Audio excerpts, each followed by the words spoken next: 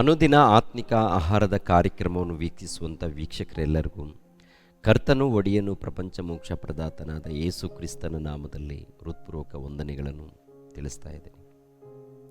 ಸಮಾಧಾನವು, ಸಂತೋಷವು, ನೆಮ್ಮದಿಯು, ಆರೋಗ್ಯವು, ಆತ್ಮಿಕ ಆಶೀರ್ವಾದವು ತಂದೆಯಾದ ದೇವರು ಅನುಗ್ರಹಿಸಲಿ ಎಂದು ದೇವರನ್ನು ಪ್ರಾರ್ಥಿಸುತ್ತೇನೆ. ದೇವರ ನಾಮಕ್ಕೆ ಸ್ತೋತ್ರವಾಗಲಿ. ಈ ದಿನ ಮತ್ತೊಂದು ಅಂಶವನ್ನು ನಿಮ್ಮೊಟ್ಟಿಗೆ ಮಾತನಾಡೋದಕ್ಕೆ ಸಿದ್ಧನಾಗಿದ್ದೇನೆ. ದೇವರ ನಾಮವು ಭೂಲೋಕದಲ್ಲಿ ಎಷ್ಟೋ ಮಹಿಮೆಯುಳ್ಳದ್ದು. ಭೂಲೋಕದಲ್ಲಿ ಮಾತ್ರವಲ್ಲ, ಪರಲೋಕದಲ್ಲಿ ಕೂಡ.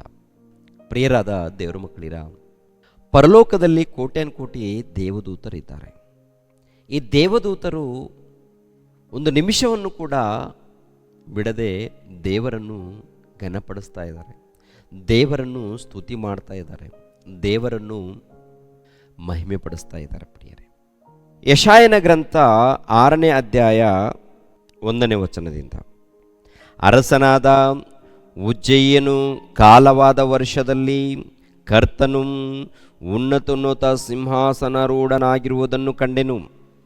ಆತನ ವಸ್ತ್ರದ ನೆರಿಗೆಯು ಮಂದಿರದಲ್ಲೆಲ್ಲ ಹರಡಿತು. ಆತನ ಸುತ್ತ ಸೆರಾಫಿಯರು ಇದ್ದರು. ಪ್ರತಿಯೊಬ್ಬನು 6 ರೆಕ್ಕೆಯುಳ್ಳವನಾಗಿ 2ರಿಂದ ತನ್ನ ಮುಖವನ್ನು 2ರಿಂದ ತನ್ನ ಕಾಲುಗಳನ್ನು ಮುಚ್ಚಿಕೊಂಡು 2ನ್ನೂ ಬಡಿಯುತ್ತಾ ನೆಲ ಸೋಕದೆ ನಿಂತಿದ್ದನು. ಆಗ ಒಬ್ಬನು ಮತ್ತೊಬ್ಬನಿಗೆ, ಸೇನಾಧೀಶ್ವರನಾದ ಯೆಹೋವನು ಪರಿಶುದ್ಧನು, ಪರಿಶುದ್ಧನು, ಪರಿಶುದ್ಧನು, ಭೂಮಂಡಲವೆಲ್ಲ ಆತನ ಪ್ರಭಾವದಿಂದ ತುಂಬಿದೆ ಎಂದು ಕೂಗಿ ಹೇಳಿದನು. ಆತನ ಪ್ರಭಾವ, ಆತನ ಪ್ರಭಾವ ಅಂದಾಗ ಆತನ ಮಹಿಮೆ, ಆತನ ಮಹಿಮೆ ಅಂದರು, ಆತನ ಪ್ರಭಾವ ಅಂದರು ಒಂದೇ. ಪ್ರಿಯರೇ, ಆತನ ಪ್ರಭಾವವು, ಆತನ ಮಹಿಮೆಯು ಭೂಲೋಕದಲ್ಲಿ ಎಲ್ಲ ಕಡೆ ತುಂಬಿದೆ ಅಂತಾರೆ. ಆತನ ನಾಮ ಮಹಿಮೆಯು, ಆತನ ನಾಮದ ಮಹಿಮೆಯು ಭೂಲೋಕದಲ್ಲಿ ಎಲ್ಲ ಕಡೆ ತುಂಬಿದೆ. ಎಷ್ಟೋ ಮಹಿಮೆಯುಳ್ಳದ್ದಾಗಿದೆ. ಪ್ರಿಯರಾದ ದೇವರ ಮಕ್ಕಳಿರ, ಆಲೋಚನೆ ಮಾಡಿ, ಆತನ ಒಂದು ಮಹಿಮೆ ಇಲ್ಲಾಂದರೆ ಆತನೊಂದು ಪ್ರಭಾವವು ಅಂದಾಗ ಏನು ಆತನ ಮಹಿಮೆ, ಏನು ಆತನ ಪ್ರಭಾವ ಅಂತ ನೋಡುವಾಗ ಏನ್ರಿ, ಆತನ ಒಂದು ಮಾತು ಪ್ರತಿ ಒಂದು ಕಡೆ ನೆರವೇರ್ತಾ ಇದೆ. ಆತನ ಮಾತಿಗೆ ಒಳಪಟ್ಟು ಟೋಟಲ್ ಈ ಪಂಚಭೂತಗಳು ಅಂದರೆ ಗಾಳಿ, ನೀರು, ಭೂಮಿ, ಅಗ್ನಿ, ಶೂನ್ಯ, ಇವೆಲ್ಲವೂ ದೇವರಿಗೆ ಒಳಪಡ್ತಾ ಇದೆ. ಅದರಲ್ಲಿ ದೇವರ ಮಹಿಮೆ ಕಾಣ್ತಾ ಇದೆ, ಅದರಲ್ಲಿ ದೇವರ ಪ್ರಭಾವ ಕಾಣ್ತಾ ಇದೆ. ದೇವರ ಮಹಿಮೆ, ದೇವರ ಪ್ರಭಾವ ಅಂದರೆ ಇವೆಲ್ಲವೂ ಕೂಡ ನೋಡುವಾಗ ಸೃಷ್ಟಿಕರ್ತನಾಗಿರುವಂಥ ದೇವರಿಗೆ ಒಳಪಟ್ಟು ದೇವರಿಗೆ ವಿಧೇಯರಾಗಿ ಕೆಲಸ ಮಾಡುವಂಥದ್ದು. ಏನ್ರಿ, ನಾವು ಕುಡಿಯುವಂಥ ನೀರಿದೆ ನೋಡಿ, ಒಳ್ಳೆ ನೀರು, ಸಿಹಿ ನೀರು, ತಂಪಾದ ನೀರು. ಒಳ್ಳೆ ನೀರು ಬೇಕು ಅಂದಾಗ ಮಳೆ ಸುರಿಬೇಕು. ಮಳೆ ಸುರಿಬೇಕಾದ್ರೆ ನೀರು ತುಂಬಿರುವಂಥ ಮೇಘಗಳು ಬರಬೇಕು. ನೀರು ತುಂಬಿರುವಂಥ ಮೇಘಗಳು ಬಂದಾಗ ಆ ಮೇಘಗಳಲ್ಲಿ ಗುಡುಗು ಮಿಂಚು ಪ್ರಾರಂಭವಾಗಬೇಕು. ಈ ಗುಡುಗು ಮಿಂಚು ಯಾರ ಮೂಲಕ ಬರುತ್ತೆ? ದೇವರ ಮೂಲಕ ಬರುತ್ತೆ. ಗುಡುಗು ಆಗಿರ್ಬೋದು, ಮಿಂಚು ಆಗಿರ್ಬೋದು, ಅದರ ಹಿಂದೆ ಕೆಲಸ ನಡೀತಾ ಇದೆ. ಅದರ ಯಾರ ಅಪ್ಪಣೆ? ದೇವರ ಅಪ್ಪಣೆ. ಎರಡನೇದಾಗಿ, ನೀರು ಎಲ್ಲಿಂದ ಬರ್ತಾ ಇದೆ? ಸಮುದ್ರದಲ್ಲಿದ್ದಂಥ ನೀರು ಸೂರ್ಯನ ಒಂದು ಕಿರಣಗಳಿಂದ, ಉಷ್ಣಾಂಶದಿಂದ ಸಮುದ್ರದಲ್ಲಿದ್ದಂಥ ನೀರು ಹಬೆಯಾಗಿ ಮಾರ್ಪಟ್ಟು ಮೇಘಗಳಲ್ಲಿ ಸೇರಿಕೊಂಡು ಆಮೇಲೆ ಮಳೆಯಾಗಿ ಸುರಿಯುವಂಥದ್ದು. ಮಳೆಯಾಗಿ ಸುರಿದಾಗ ನಮಗೆ ಸಿಹಿ ನೀರು, ಸಮುದ್ರದಲ್ಲಿದ್ದಂಥ ನೀರು ಉಪ್ಪು ನೀರಲ್ವಾ, ಆ ಉಪ್ಪು ನೀರು ಮೇಘಗಳಲ್ಲಿ ಸೇರಿಕೊಂಡು ಆಮೇಲೆ ಮಳೆಯಾಗಿ ನೀರಾಗಿ ನಮ್ಮ ಮಧ್ಯದಲ್ಲಿ ಸುರಿತಾ ಇದೆ. ಅಂದರೆ ಯಾರ ಮೂಲಕ ನಡೀತಾ ಇದೆ ಈ ಕೆಲಸ ಅಂತ ನೋಡುವಾಗ ದೇವರ ಕೃಪೆ ಮೂಲಕ ನಡೆಯುವಂಥದ್ದು.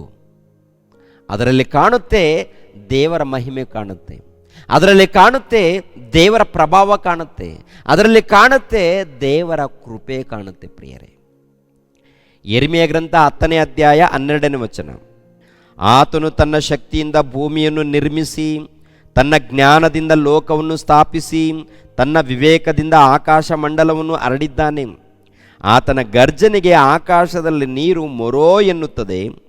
ಆತನು ಭೂಮಿಯ ಕಟ್ಟಕಡೆಯಿಂದ ಮೋಡಗಳನ್ನು ಏರ ಮಾಡುತ್ತಾನೆ, ಮಳೆಗೋಸ್ಕರ ಮಿಂಚನ್ನು ಒಳೆಯ ಮಾಡುತ್ತಾನೆ, ತನ್ನ ಭಂಡಾರದಿಂದ ಗಾಳಿಯನ್ನು ಬೀಸ ಮಾಡುತ್ತಾನೆ. ಅಂದರೆ ಇವೆಲ್ಲ ಕೆಲಸ ಮಾಡೋರು ಯಾರಪ್ಪ ಅಂತ ನೋಡುವಾಗ ದೇವರು. ಟೋಟಲ್ ಈ ಮೇಘಗಳಲ್ಲಿ ದೇವರ ಪ್ರಭಾವ ಕಾಣುತ್ತೆ, ನೀರಿನಲ್ಲಿ ದೇವರ ಒಂದು ಮಹಿಮೆ ಕಾಣುತ್ತೆ, ದೇವರ ಮಹಿಮೆ, ದೇವರ ಪ್ರಭಾವ. ನಮಗೇನು ಬೇಕು? ತಿಳುವಳಿಕೆ ಬೇಕು, ನಮಗೆ ಬುದ್ಧಿ ಬೇಕು.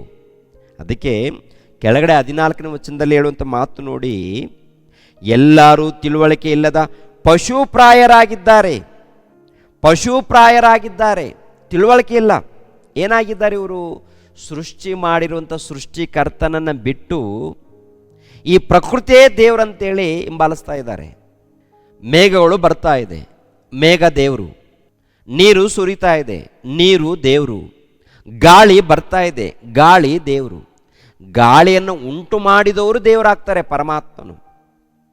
ಗಾಳಿಯನ್ನು ಉಂಟು ಮಾಡಿದವರು ದೇವರಿದ್ದಾರೆ. ಆತನು ಮಹಾಶಕ್ತನು, ಆತನು ಸರ್ವಶಕ್ತನು, ಆತನು ಎಲ್ಲ ಕಡೆ ಇದ್ದಾನೆ. ಉಂಟು ಮಾಡಿದವರು ಇದ್ದಾರಲ್ಲ, ಅವ್ರನ್ನ ಬಿಟ್ಟು ಸೃಷ್ಟಿಗೆ ಒಳಪಡ್ತಾ ಇದ್ದೀವಿ, ಸೃಷ್ಟಿಗೆ ವಿಧೇಯರಾಗ್ತಾ ಇದ್ದೀವಿ, ಸೃಷ್ಟಿಗೆ ನಮಸ್ಕಾರ ಮಾಡ್ತಾ ಇದ್ದೀವಿ. ಸೃಷ್ಟಿಯನ್ನು ಉಂಟು ಮಾಡಿರುವಂಥ ಸೃಷ್ಟಿಕರ್ತನಾದ ದೇವರಿದ್ದಾರೆ. ಆತನು ನಿನಗೆ ಜನ್ಮ ಕೊಟ್ಟಂಥ ತಂದೆ. ಆತನ ಮನಸ್ಸನ್ನು ಅರ್ಥ ಮಾಡಿಕೊಂಡು ವಿಧೇಯರಾಗಬೇಕು ನೀವು. ಅದಕ್ಕೆ ಟೋಟಲ್ ಈ ಪಂಚಭೂತಗಳು ದೇವರ ಮಹಿಮೆಯನ್ನು, ದೇವರ ಪ್ರಭಾವವನ್ನು ಪ್ರಚುರಪಡಿಸ್ತಾ ಇದೆ. ಒಂದ್ಸರಿ ನೋಡಿ ಆ ಮಾತನ್ನು ಕೂಡ. ಕೀರ್ತನೆ ಗ್ರಂಥ 19ನೇ ಅಧ್ಯಾಯ 1ನೇ ವಚನದಿಂದ, ಆಕಾಶವು ದೇವರ ಪ್ರಭಾವವನ್ನು ಪ್ರಚುರಪಡಿಸುತ್ತದೆ, ಗಗನವು ಆತನ ಕೈ ಕೆಲಸವನ್ನು ತಿಳಿಸುತ್ತದೆ. ದಿನವು ದಿನಕ್ಕೆ ಪ್ರಕಟಿಸುತ್ತಿರುವುದು, ರಾತ್ರಿಯು ರಾತ್ರಿಗೆ ಹರಿಯುತ್ತಿರುವುದು. ಶಬ್ದವಿಲ್ಲ, ಮಾತಿಲ್ಲ, ಅವುಗಳ ಸ್ವರ ಕೇಳಿಸುವುದಿಲ್ಲ. ಆದರೂ ಅವುಗಳ ಪ್ರಭುತ್ವವು ಭೂಮಿಯಲ್ಲೆಲ್ಲ ಪ್ರಸರಿಸಿದೆ. ಅಂದರೆ ನೋಡಿ, ಆಕಾಶವು ದೇವರ ಪ್ರಭಾವವನ್ನು ಪ್ರಚುರಪಡಿಸುತ್ತಿದೆ. ಆಮೇಲೆ ಗಗನವು ಆತನ ಕೈ ಕೆಲಸವನ್ನು ತಿಳಿಸ್ತಾ ಇದೆ. ದಿನವು ದಿನಕ್ಕೆ ಪ್ರಕಟಿಸುತ್ತಿರುವುದು. ಅಂದರೆ ಆಕಾಶ ದೇವರ ಪ್ರಭಾವ, ಅಂದರೆ ದೇವರ ಮಹಿಮೆಯನ್ನು ಏನು ಮಾಡ್ತಾ ಇದೆ? ಅದು ಪ್ರಕಟಿಸ್ತಾ ಇದೆ. ಆಕಾಶ, ಗಗನಮಂಡಲ. ಗಗನಮಂಡಲದಲ್ಲಿ ನೋಡುವಾಗ ನಕ್ಷತ್ರಗಳಿದೆ, ಆಕಾಶದಲ್ಲಿ ನೋಡುವಾಗ ಏನ್ರಿ ಗ್ರಹಗಳು, ಇವೆಲ್ಲ ಇರುವಾಗ ಇವೆಲ್ಲವೂ ಕೂಡ ದೇವರ ಒಂದು ಪ್ರಭಾವವನ್ನು, ದೇವರ ಗುಣವನ್ನು, ದೇವರ ಮಹಿಮೆಯನ್ನು, ದೇವರ ಕರುಣೆಯನ್ನು, ದೇವರ ಪ್ರೀತಿಯನ್ನು ಟೋಟಲ್ ಈ ಪಂಚಭೂತಗಳು ಪ್ರಕಟಿಸ್ತಾ ಇದೆ. ಟೋಟಲಿ ಪಂಚಭೂತಗಳು, ಟೋಟಲಿ ಜಗತ್ತು ದೇವರ ಪ್ರೀತಿಯನ್ನು ಪ್ರಕಟಿಸ್ತಾ ಇದೆ. ದೇವರ ಕೃಪೆಯನ್ನು, ದೇವರ ಆಶೀರ್ವಾದವನ್ನು, ದೇವರ ಸಹಾಯವನ್ನು, ದೇವರ ಮಹಿಮೆಯನ್ನು ಯಾರು ಅರ್ಥ ಮಾಡಿಕೊಂಡಿಲ್ಲ? ಮನುಷ್ಯನು ಅರ್ಥ ಮಾಡಿಕೊಂಡಿಲ್ಲ. ಮನುಷ್ಯನು ಏನಾಗಿದ್ದಾನೆ? ಪಶುಪ್ರಾಯನಾಗಿದ್ದಾನಂತೆ. ಏನ್ರಿ, ದೇವರ ನಾಮವು ಭೂಲೋಕದಲ್ಲಿ ನೋಡುವಾಗ ಎಷ್ಟೋ ಮಹಿಮೆಯುಳ್ಳದ್ದು. ಅಂದರೆ ಆತನ ಮಹಿಮೆಯನ್ನು ಪ್ರತಿಯೊಂದರಲ್ಲಿ, ಗಿಡಗಳಲ್ಲಿ, ಮರಗಳಲ್ಲಿ, ಹಣ್ಣುಗಳಲ್ಲಿ, ಹಂಪಲಗಳಲ್ಲಿ, ನೀರಿನಲ್ಲಿ, ಗಾಳಿಯಲ್ಲಿ, ಸೂರ್ಯನಲ್ಲಿ, ಮಣ್ಣಿನಲ್ಲಿ, ಪ್ರತಿಯೊಂದರಲ್ಲಿ ದೇವರ ಮಹಿಮೆ ಕಾಣ್ತಾ ಇದೆ, ದೇವರ ಗುಣ ಕಾಣ್ತಾ ಇದೆ, ದೇವರ ಪ್ರಭಾವ, ದೇವರ ಗುಣಗಳು. ಪ್ರಿಯರಾದ ದೇವರ ಮಕ್ಕಳಿನ, ಇದನ್ನು ನೋಡಿ ದೇವರ ಮನಸ್ಸನ್ನು ಅರ್ಥ ಮಾಡಿಕೊಂಡು ದೇವರಿಗೆ ವಿಧೇಯರಾಗಿ ಒಳಪಟ್ಟು ದೇವರ ಮಹಿಮೆ, ದೇವರ ಪ್ರಭಾವ ದೇವರ ಮಕ್ಕಳಾಗಿರುವಂಥ ನಮ್ಮಲ್ಲಿ ಕಾಣಬೇಕು. ದೇವರು ಸಂತೋಷ ಪಡಬೇಕಾದ್ರೆ, ದೇವರು ಉಲ್ಲಾಸ ಪಡಬೇಕಾದ್ರೆ ದೇವರ ಮಕ್ಕಳಾಗಿರುವಂಥ ನಮ್ಮಲ್ಲಿ ದೇವರ ಪ್ರಭಾವ ಕಾಣಬೇಕು. ದೇವರ ಪ್ರಭಾವವು ಪ್ರಕಾಶಿಸಲ್ಪಡಬೇಕು, ಕಾಣಬೇಕು. ಈ ಜಗತ್ತಿನಲ್ಲಿ ಆತನ ಗುಣ ಕಾಣಬೇಕು, ಆತನ ಪ್ರೀತಿ ಕಾಣಬೇಕು, ಆತನ ತ್ಯಾಗ ಕಾಣಬೇಕು, ಆತನ ಮಹಿಮೆ ಕಾಣಬೇಕು. ಯಾರಲ್ಲಿ? ದೇವರ ಮಕ್ಕಳಾಗಿರುವಂಥ ನಮ್ಮಲ್ಲಿ.